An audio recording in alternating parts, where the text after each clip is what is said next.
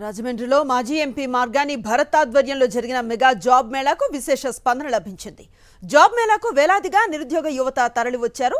70 corporate కంపెనీలు పాల్గొని అభ్యర్థులను ఇంటర్వ్యూ చేశాయి. అధికారంలో ఉన్నప్పుడు కాకుండా లేనప్పుడు కూడా ప్రజలకు సేవ చేయటం ఎంతో గొప్ప విషయమని మార్గాని భరత్ను పలువురు అభినందించారు. ఇక వైఎస్ జగన్ స్ఫూర్తితో తాను జాబ్ మేళాను నిర్వహిస్తున్నట్లుగా భరత్ వెల్లడించారు. నిరుద్యోగులకు ఉద్యోగాల కల్పనలో కూటమి సర్కార్ విఫలమైందన్నారు. బట్ ఈవెన్ దెన్ నాకున్న పరిచయాలు ఉపయోగించుకుని ఢిల్లీ లెవెల్లో, బెంగళూరు లెవెల్లో, హైదరాబాద్ లెవెల్లో ఉన్న హెచ్ఆర్స్ని అందరినీ కూడా డైరెక్ట్గా కలిసి ఒక 3 months నుంచి ఇది ఎక్సర్సైజ్ చేసి వీళ్ళందరినీ కూడా ఇక్కడ తీసుకురావడం జరిగింది.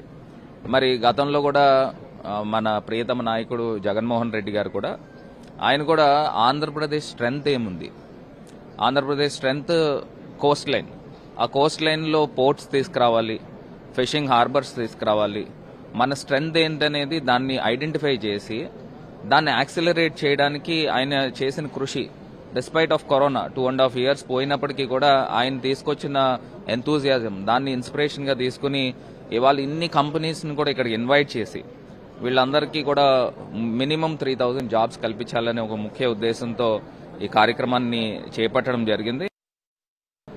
పని చేయాలనే తపన ఉన్నప్పుడు అవి ఏమి అంటారు. 1, 2 చదువుకున్న వాళ్ళు రాజకీయాల్లో ఉంటాయి. ఇటువంటి ఒక వినూత్నమైనటువంటి కార్యక్రమాలు చేస్తూ ఉంటారు. భరతరామ్ గారు ఇంజనీరింగ్ గ్రాడ్యుయేట్ కాబట్టి వారి ఆలోచన మారుగా ఉంటాయి. అంటే అవగాహన ఉంటుంది, ప్రజల యొక్క అవసరాలు తెలుస్తాయి. ఏదో విధంగా మన ప్రాంతంలో ఉన్నటువంటి పిల్లలందరినీ కూడా ఉద్యోగులుగా చూడాలని తపన, ఇవన్నీ కలిసి ఆయనకి మంచి అవకాశం చక్కగా వినియోగించుకుంటాం. మరి అధికారంలో లేకపోయినప్పటికీ కూడా ఆ శ్రద్ధను ఎక్కడా విడిచిపెట్టకుండా చక్కగా చేస్తున్నందుకు మరి వారిని అభినందిస్తూ, జగన్ గారు ప్రభుత్వంలో అనేక సంస్థలు రావటం జరిగింది. మనందరికీ తెలుసు.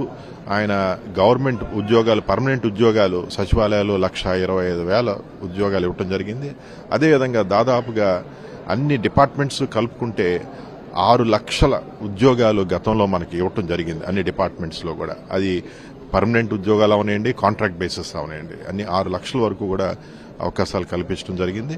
అదేవిధంగా ప్రైవేట్ రంగంలో కూడా అనేక సంస్థలు, ఎలక్ట్రానిక్ అవనండి, టెక్స్టైల్స్ అవనండి, మైనింగ్ అవనండి, షిప్పింగ్ అవనండి, పోర్ట్స్ అవనండి, అనేక చోట్ల మరి లక్షలాది మందికి అవకాశాలు ఉపాధి కల్పించడం జరిగింది గతంలో.